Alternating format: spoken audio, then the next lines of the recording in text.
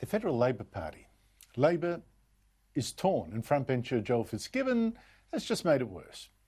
You see, Labor can't figure out, does it go left, does it go right? Although I thought the answer was pretty obvious. Labor lost the last election, the supposedly unlosable election, the climate election, because it was just too extreme on global warming. It was so anti-coal that Queensland voters said, no thank you, deserted it. But in Labor strongholds like Melbourne particularly, and Sydney, global warming, though, is a religion.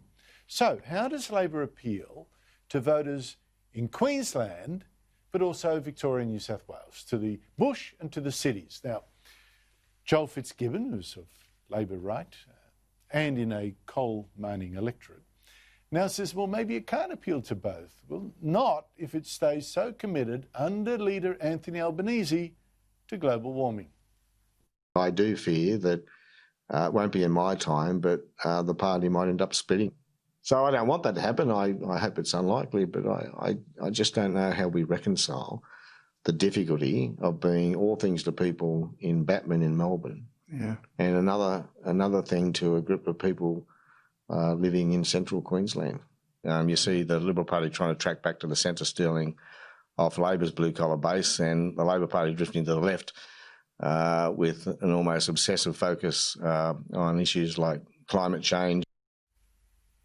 I was joined a short while ago by Sky News political editor Andrew Clennell.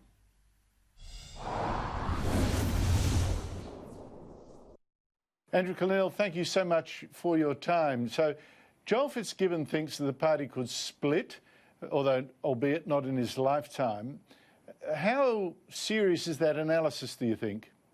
Well, I don't think it's a serious analysis at all. I think it's another attempt to put the wood on Anthony Albanese from Joel Fitzgibbon. He's set up this Otis group.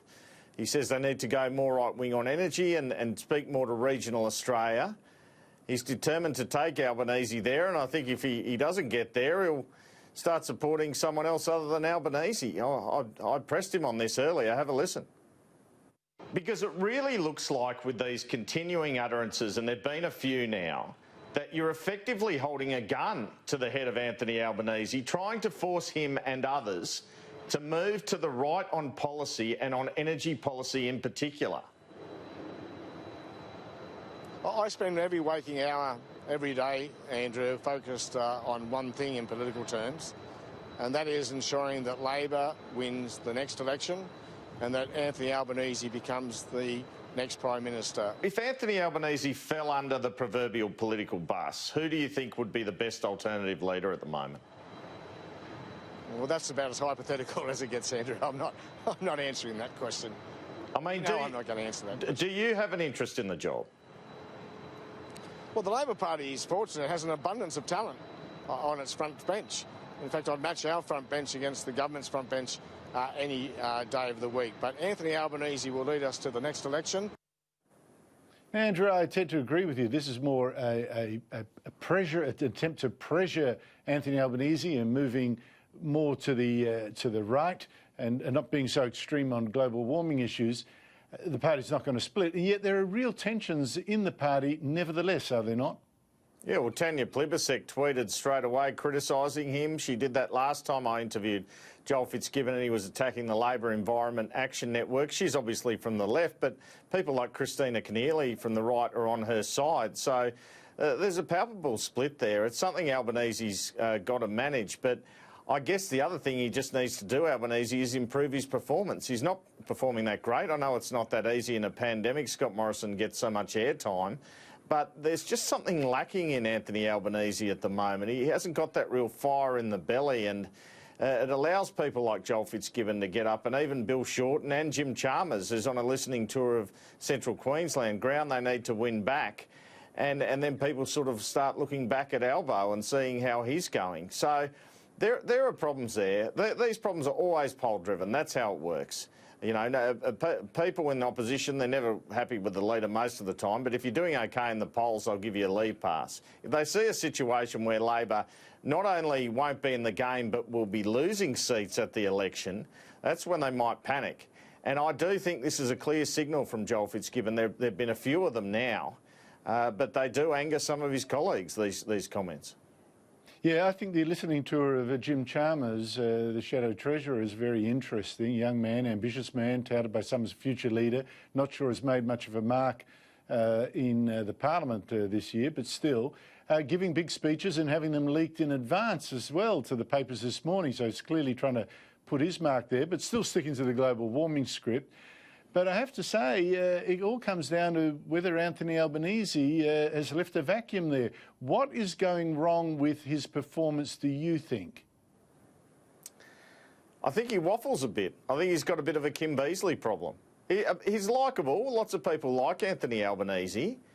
And I think his view is it's a long game. He's got to be patient. He looks at other countries affected by the pandemic and he's doing better in the polls. But he hasn't shifted the vote in Queensland. And that's the real issue. It really is. We saw that at the election. Scott Morrison won 23 of the 30 seats in Queensland. Given he's got a two-seat majority, how significant is that? The Australian had news poll this week on a state-by-state basis, analysis over 3 months. It showed Labor ahead in Victoria 56-44, ahead in New South Wales 51-49, tying in South Australia 50-50, behind in WA 56-44 and behind in Queensland 59-41. You're going to have a landslide in each direction in Queensland and Victoria the way things are going. Quite a bizarre situation. One of Anthony Albanese's challenges when he became leader was to win back Queensland so they could win an election. Bill Shorten lost Queensland and that hasn't happened. And that's why Joel Fitzgibbon's out there saying what he's saying. That's why Jim Chalmers is out there on that tour, Andrew. Yeah, and I think one of his other problems, of course, is that he hasn't moved Labor away from the left. In fact, probably more to the left. His problem is fighting a Prime Minister who in many ways is, in fact, a quintessential Labor Prime Minister, Scott Morrison, with the big spending, and he's happily moving into all that ground that a sort of a hawk kind of Labor would have occupied. And is being allowed to do that by Anthony Albanese. I think they need to get more centrists and get a more convincing spokesman who is a centrist. And I'm not sure Anthony Albanese is that just yet. But they're not out of it. The poll numbers you gave, they're still not out of it. Andrew Clennell, thank you so much indeed for your time. Thanks, Andrew.